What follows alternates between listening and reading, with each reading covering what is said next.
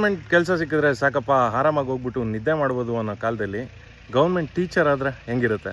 ಆ government ಸ್ಕೂಲ್ಗಳೆಲ್ಲ ಮುಚ್ಚೋಯ್ತೈತೆ. Government teacher ಬಗ್ಗೆ ಏನು ಮಾತಾಡ್ತೀವಿ ಅಂದರೆ, ಈಗಿನ ಕಾಲದಲ್ಲಿ ಇರೋ ಗೌರ್ಮೆಂಟ್ ಸ್ಕೂಲ್ನ ಹೋಗಿ ನೋಡಿದ್ದೀರಾ?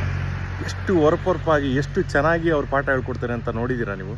ಅಂಥದ್ದೇ ಒಂದು ಸ್ಕೂಲ್ಗೆ ನಾನಿವತ್ತು ಬಂದಿದ್ದೀನಿ. ಆ ಸ್ಕೂಲ್ ಯಾವುದಪ್ಪ ಅಂತಂದರೆ ನೀವೇ ಕಂಡಿದ್ದೀರಿ, ನೋಡೋಣ. ಅಲ್ಲಿ ನೋಡಿ, ಅಲ್ಲಿ ಟ್ರೈನ್ ಬೋಗಿ ಇದೆ, ಇಲ್ಲಿ ಟ್ರೈನ್ ಕಂಪಾರ್ಟ್ಮೆಂಟ್ಗಳಿವೆ. ಈ ಸ್ಕೂಲ್ ಯಾವುದು ಅಂತ ಗೊತ್ತಾಯ್ತಾ? ಇದೇ ನಮ್ಮ ಸಂಸ್ಥೆಯಲ್ಲಿರೋ ಸರ್ಕಾರಿ ಹಿರಿಯ ಪ್ರಾಥಮಿಕ ಶಾಲೆ ಕಳಸ ಸಂಸ್ಥೆಯಲ್ಲಿ.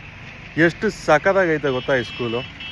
ಈ ಥರ ಎಂಥೂಸಿಯಾಸ್ಟಿಕ್ ಇರೋ ಸ್ಕೂಲ್ಗಳು ಅಂದರೆ ಗೌರ್ಮೆಂಟ್ ಸ್ಕೂಲ್ಗಳು ನಮ್ಮ ಕರ್ನಾಟಕದಲ್ಲಿ ಇಷ್ಟೊಂದಿದೆ. ಆದ್ರೂ ಗೌರ್ಮೆಂಟ್ ಸ್ಕೂಲ್ಗಳು ಮುಚ್ಚೋಯ್ತೈತೆ.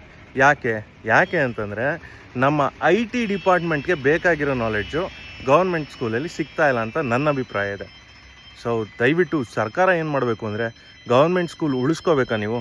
ದಯವಿಟ್ಟು IT ಸೆಕ್ಟರ್ಗೆ ಬೇಕಾದಂಥ ನಾಲೆಡ್ಜ್ನ ಈಗಿನ ಮಕ್ಕಳಿಗೆ ಚಿಕ್ಕದ್ರಿಂದನೇ ಹೇಳ್ಕೊಡೋಕ್ಕೆ ಶುರು ಮಾಡಿ. ಆವಾಗ ಖಂಡಿತವಾಗ್ಲಿ ನಮ್ಮ ಗೌರ್ಮೆಂಟ್ ಸ್ಕೂಲ್ಗಳು ಉದ್ಧಾರ ಆಗುತ್ತೆ.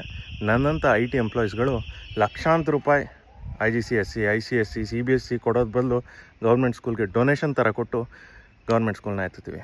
ಈಗಲೂ ಎತ್ತು ಅಂತ ಯಾವನಾದ್ರು ಕಮೆಂಟ್ ಮಾಡ್ಬೋದು, ಆದರೆ ಗೌರ್ಮೆಂಟ್ ಅವ್ರು ಫಸ್ಟ್ ಹೆಜ್ಜೆ ಇಡಲಿ ಅಂತ ನಾನು ಹೇಳ್ತೀನಿ. ನನ್ನ ಮಾತನ್ನು ಮುಗಿಸ್ತೀನಿ. ಗೌರ್ಮೆಂಟ್ ಸ್ಕೂಲ್ ಉಳಿಲಿ. ಜೈ ಶ್ರೀರಾಮ್.